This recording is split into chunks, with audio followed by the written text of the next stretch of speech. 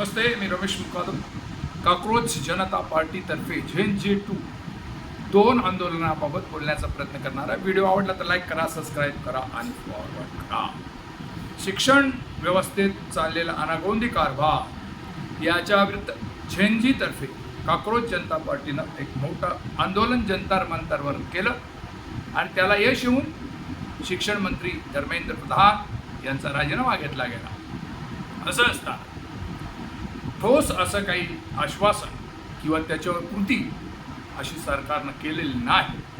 म्हणून झेन-जी 2 काक्रोच जनता पार्टी 15 ऑगस्टपासून आंदोलन करणार आहे आणि हे आंदोलन गावागावांमध्ये शिक्षण व्यवस्था कशी आहे त्या शिक्षण व्यवस्थेवर लक्ष ठेवण्याचं काम हीच काक्रोच जनता पार्टी करणार आहे.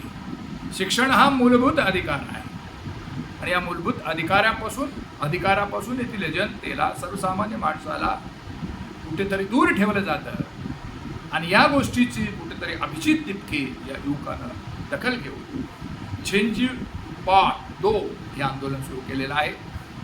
ज्या ज्या गावागावापासून त्यांनी भूमिका घेतलेली आहे, गाव एक घटक आहे, त्या गावची शिक्षण व्यवस्था कशी आहे तिथे पाहणी करू, तिथे छत व्यवस्थित आहे की नाही, बाथरूम लॅट्रिनची व्यवस्था आहे की नाही, त्या ठिकाणी शिक्षकांची व्यवस्था आहे की नाही हे पाहण्याचं अभिजित दिपके यांनी भूमिका घेतलेली आहे आणि त्या दृष्टीनं काक्रोच जनता पार्टीचे कार्यकर्ते गावागावाच्या शिक्षण व्यवस्थेवर लक्ष ठेवतील. त्या पद्धतीनं ते मीडियावर शेअर करतील, व्हॉट्सअपवर शेअर करतील, ट्विटरवर शेअर करतील आणि सरकारला आपल्या शिक्षण व्यवस्थेमध्ये बदल करण्यास भाग पडणार आहे.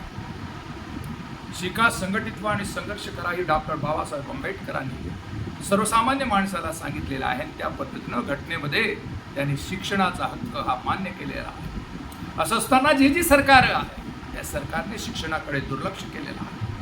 आतापर्यंत केंद्रीय बजेटमध्ये 60% शिक्षणाला खर्च करणं अपेक्षित आहे. असं असताना देखील 60% रक्कम पूर्ण खर्च केली जात नाही. त्याच्यातच शिक्षण हे राज्याचा अधिकार होता, पण या केंद्र सरकारनं आता आपल्या हातात घेतलं. केंद्र सरकारची लिस्ट, राज्य सरकारची लिस्ट आणि कंकरंट लिस्ट अशा 3 प्रकारचे जे अधिकाराचं विमोचन वाटप होतं ते कुठेतरी भारतीय जनता पार्टीने गेल्या 12 वर्षामध्ये शिक्षणाचं केंद्रीकरण करण्याचा प्रयत्न केला आणि शिक्षण जे राज्य सरकारचा अधिकार होता तो आपल्याकडे घेऊन आपल्या पद्धतीनं मनमानी पद्धतीनं नियुक्त्या करण्याचा प्रयत्न केला आणि याच्या विरुद्ध नीट सारख्या पेपरस्फोटीचा प्रकार झाले.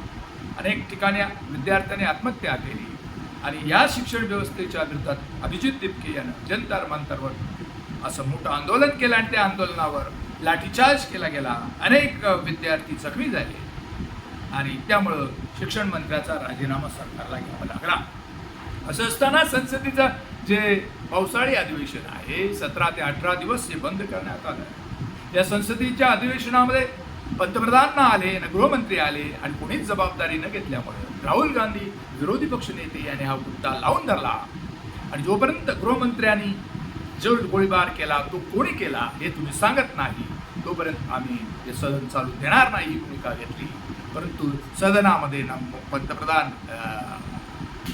आले आणि गृहमंत्री अमित शहा, कारण हे सरकार संसदीय लोकशाही मानत नाही असं एकूण झालेलं आहे.